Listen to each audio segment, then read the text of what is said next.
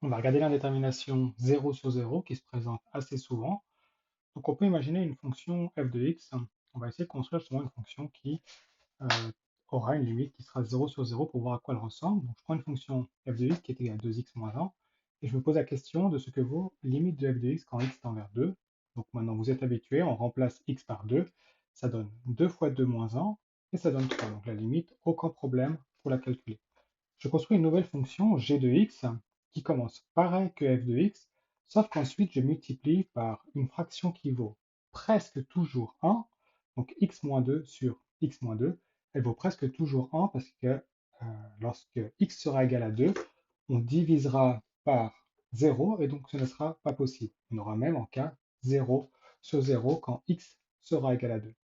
Donc f de x et g de x sont les mêmes fonctions, leurs images sont toujours les mêmes, sauf quand x est égal à 2. Et c'est dans ces situations-là qu'apparaît en fait le problème de la limite qui donne en cas 0 sur 0. Parce que lorsque je veux calculer limite de g de x quand x tend vers 2, j'obtiens 0 sur 0 à cause de ce que j'ai ici. Pourtant, si on regarde les graphiques, f ici est une fonction droite, qui lorsque x vaut 2 donne une image qui vaut 3, ce qu'on nous montre aussi avec la limite ici, et g est quasiment pareil, sauf qu'elle n'a pas d'image pour 2, et donc ça correspond à un trou dans la droite.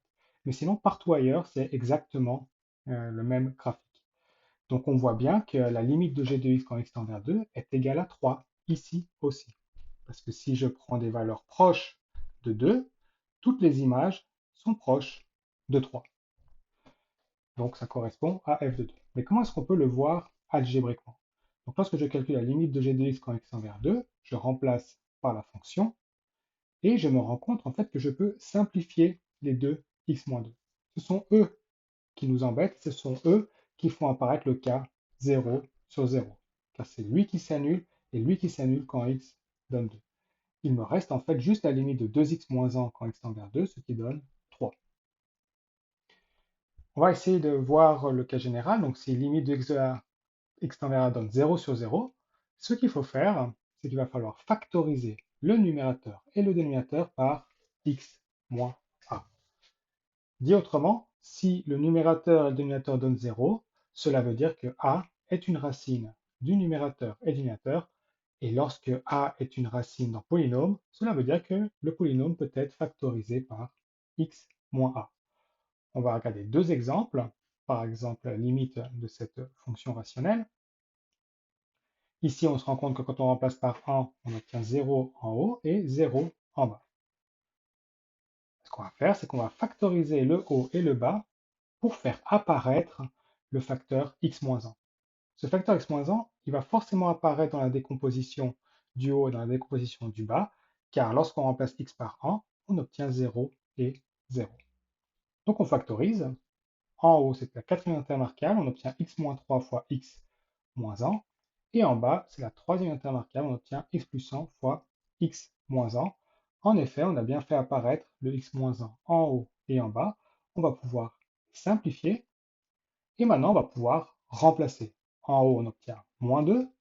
En bas, on obtient 2. Donc, la limite vaut moins 1. On a, comme on le dit, levé l'indétermination. On a enlevé les deux zéros qui nous empêchaient de calculer la limite.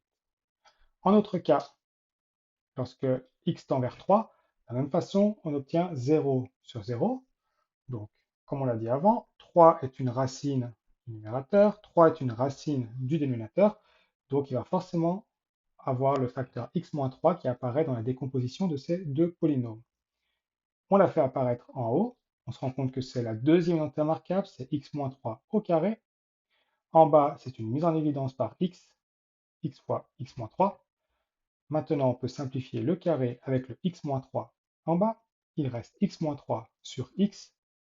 Quand on calcule, ça va donner 0 en haut, 3 moins 3, 0, et 3 en bas. C'est un calcul qui est déterminé, on peut le faire, 0 divisé par 3, ça donne bien sûr 0. Donc, il faut juste se rappeler maintenant que dans le cas de 0 sur 0, on peut factoriser en haut et en bas. Ici, on a utilisé des intermarquables, mais il y aura des situations où on va plutôt utiliser par exemple le schéma d'Horner. Si par exemple on avait ici x qui tend vers 3 et on n'avait pas en cas d'identité remarquable, on aurait divisé le haut par x-3 et le bas par x-3 pour faire apparaître ces deux facteurs jusqu'à lever l'indétermination.